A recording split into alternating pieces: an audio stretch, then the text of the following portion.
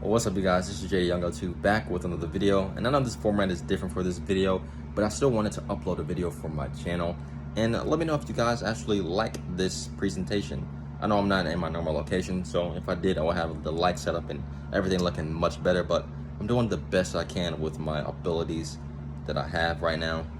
Perfect lighting right here. But I wanted to talk about Chris Paul again. I've been talking about Chris Paul a good amount recently on my channel because, well, Chris Paul is a very interesting player, and as we all know, this is his final opportunity. You know, Chris Paul has had a very, interesting up and down NBA career. He's one of the all-time great point guards. I mean, you look at the numbers, you look at his accolades, all of his accomplishments. You know, he's an effective defensive player. He's a great offensive player, one of the best passers, playmakers of all time. He's accomplished many great things, and even now to this day, at the age of 36 years old, he's still competing at the highest level. You can compare him in a way to LeBron James with how value he is to his team. You can compare him to LeBron James on his value, on what he provides for his teams. So looking at Chris Paul and looking at everything that has transpired in his NBA career, we know about his playoff feats, him getting eliminated in the second round, him basically having to carry that Clippers team throughout his entire prime. And he didn't really have anybody in the backcourt as well to actually help him, because he had a bunch of front court players who were really good, and Blake Griffin and DeAndre Jordan. He never really had that opportunity to have a guy next to him like how he had with James Harden. And we all know how successful they were, and how now looking at him with Devin Booker on the Phoenix Suns and how successful they've been. So that's definitely been proven that Chris Paul needs an effective player in the backcourt as well to help carry some of the load off of him to be successful. And that's what we've seen this season as well for this young and upcoming Phoenix Suns team. So looking at within all of these things, we know that Chris Paul, throughout his NBA career, he's had the reputation of obviously not getting the job done in the playoffs. And his teams some years are, possibly some of the favorites to come out of the conference, especially, as I said before, on those Clippers teams, but they didn't have some chemistry, or it could have been injuries. And that's another thing for Chris Paul. Injuries have been an effective thing throughout his entire career, more so later on in his career. We know what happened in the series against the Houston Rockets, against the Warriors when he was on the Rockets. And we know, the injuries he's had on the Clippers, and that pretty much derailed that team. Not only him, but Blake Griffin as well, who was on that team, who was a significant player. There's been many injuries and problems throughout Chris Paul's career. Also, we know about locker room issues, many events that has transpired throughout his NBA career. But despite all that, Chris Paul, there has been this spark with him when it comes to these younger teams, this younger development. He's gone to the teams like the Oklahoma City Thunder, and he's helped transition that franchise, helped them make the playoffs last season. And now they're on, a big rebuild with all these mega draft picks and all kind of things. But Thunder, they made the playoffs last season because of Chris Paul. And now looking at this Phoenix Suns team, yes, I believe that the Phoenix Suns can still make the playoffs without Chris Paul. But with him on the team, I believe that they are significantly better.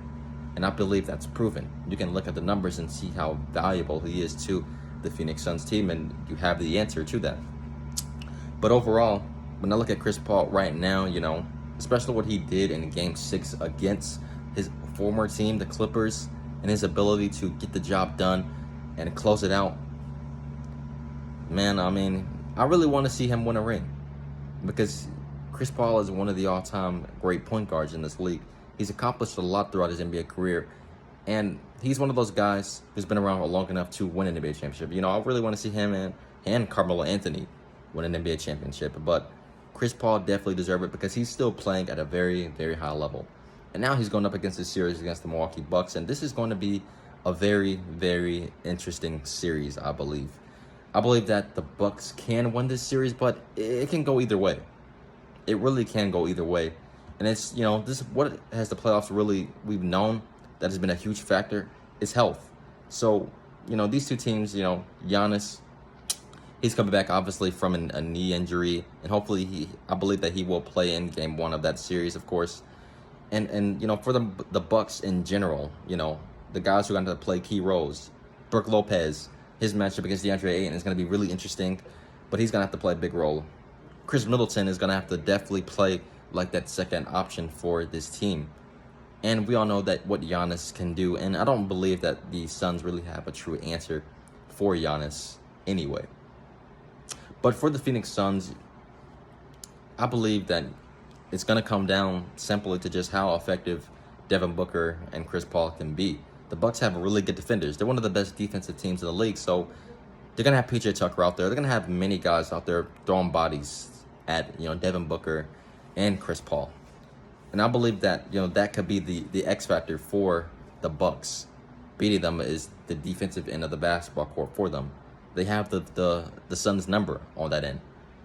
But, the Suns, they're a streaky team. They can get hot really fast, from what I've noticed. And, this series, it can go either way.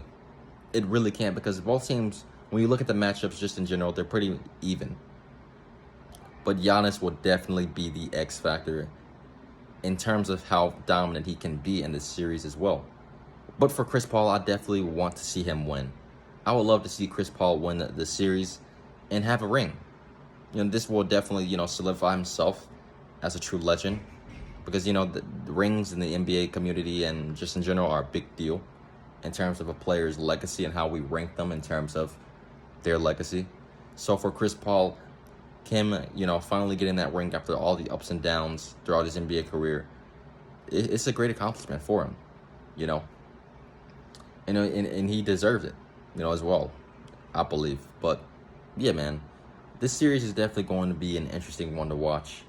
I do have the Bucks winning, but I do would like to see at the same time Chris Paul winning the series as well.